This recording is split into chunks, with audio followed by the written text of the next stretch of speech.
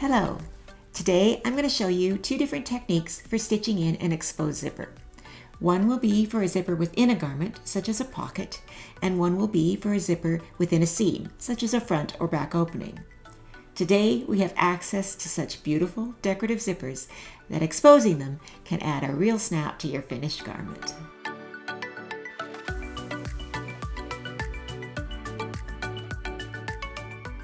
First, choose a zipper with some nice detail, such as a decorative pull or metal or colored teeth, to make a nice design feature. Some all-purpose thread will be used to do the construction. I love using designer, as it is a strong, economical thread, and it comes in 210 colors, so I can get a perfect match every time. I will also choose a nice top stitching thread. For this job, I like to use spaghetti.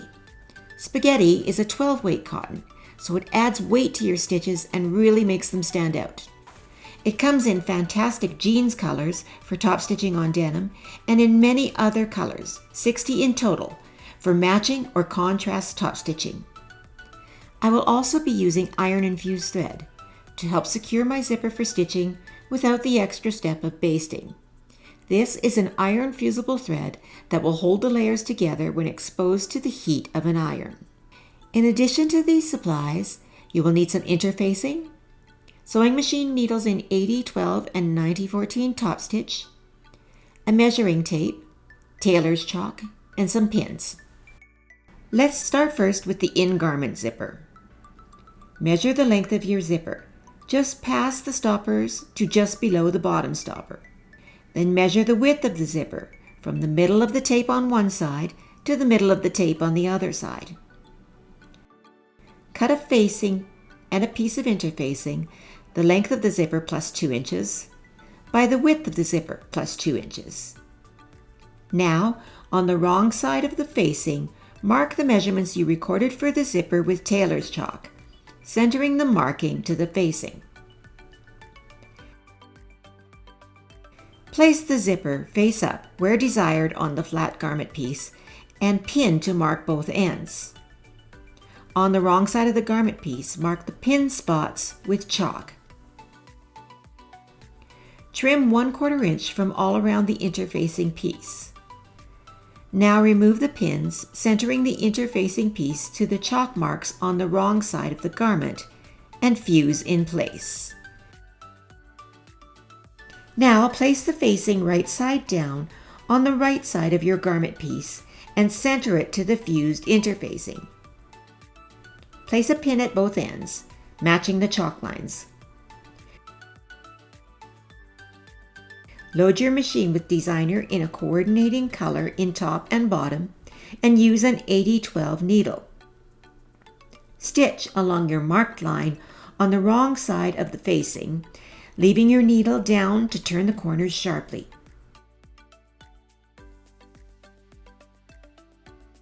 Backstitch and trim the threads.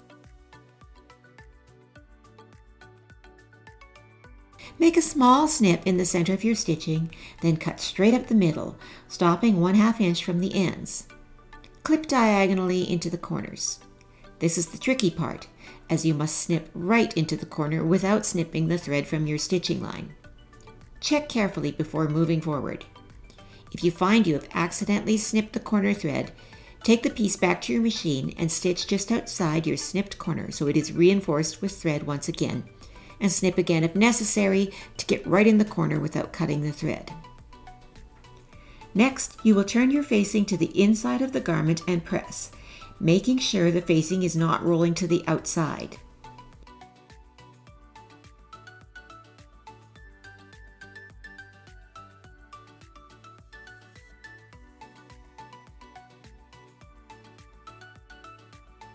Lay or stitch the iron infused thread along both sides of the zipper tape.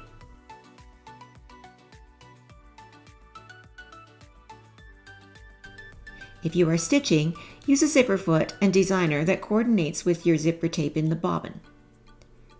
Now, place your closed zipper face up under the opening and fuse in place. Iron and fuse is great because it can be repositioned and fused again if you're not happy with your placement the first time. If you feel the hold is not secure enough, Turn your piece to the wrong side and fuse from the underside of the zipper tape. Now, put a 90-14 top stitch needle in your sewing machine and load it with spaghetti thread. Increase your stitch length to 3.5 to 4. If you are confident with your top stitching abilities, it's fun to do a bold line of contrast stitching to accent the opening. But a coordinating color will still give a nice professional look and better hide any stitch imperfections. I like to use an 80 weight Deco Bob pre-wound bobbin in the bottom for perfect stitches with the heavier top thread, and I prefer to start and stop my stitching along one side rather than in a corner. I will then pull my thread ends to the underside and knot for a perfect finish rather than back stitching or overlapping the stitches.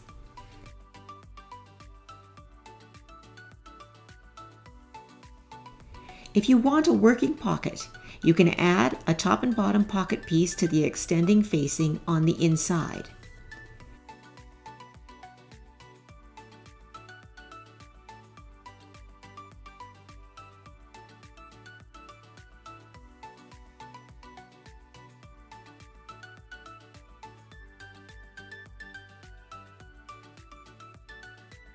If not, cut a second facing piece and stitch it to the outside of the first, right side facing out, to keep the piece closed should the zipper ever open.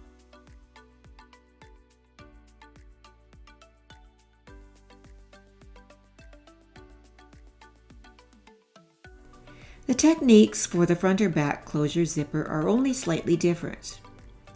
To start, measure the length of your zipper from the top of the tape to just below the lower stopper.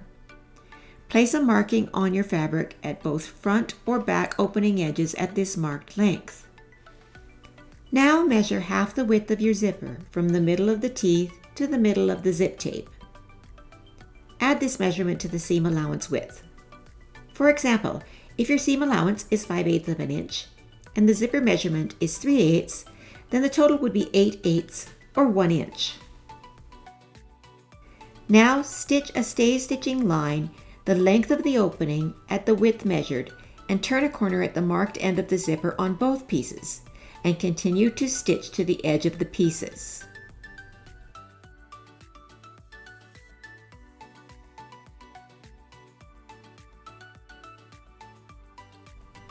You may want to cut a small square of lining or similarly light fabric to further reinforce the corner.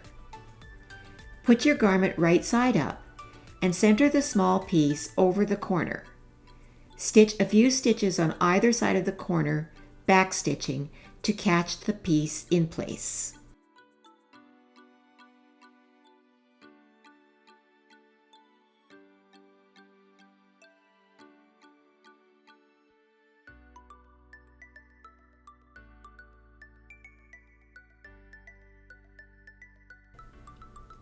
Place both pieces right sides together, matching the end of your stitching. Stitch the remainder of the front opening closed, using the regular seam allowance and beginning a 1/2 inch above the stay stitching lines, back stitching at the start and end. Take care not to catch in the little reinforcement squares you have stitched down.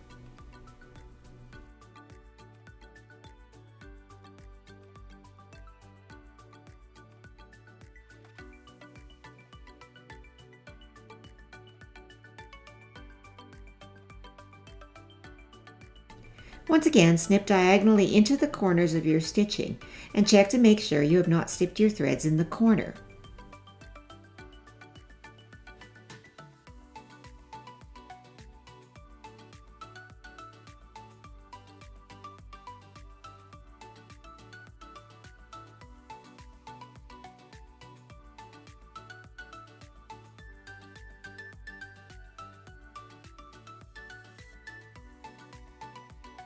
Turn under along the long sides of stay stitching and down across the bottom and press. Press the little squares to the inside as a corner facing.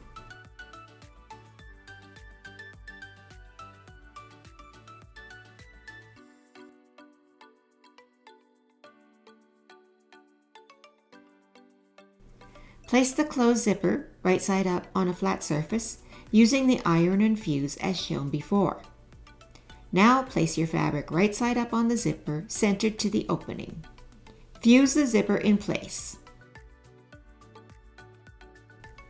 Once again, switch to the top stitching needle and with spaghetti in the needle and deco bob in the bobbin, top stitch your zipper in place from one top edge across the bottom and up the other edge. If you feel this opening may be under a lot of stress, you may want to first stitch it down with a coordinating color of designer thread before stitching over this line with your top stitching thread.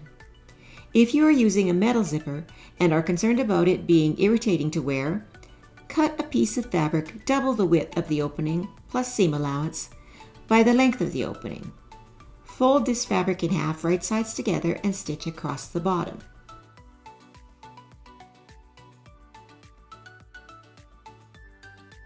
Turn right side out and press to make a facing. Stitch this facing along one edge of the zipper seam allowance and stitch in place.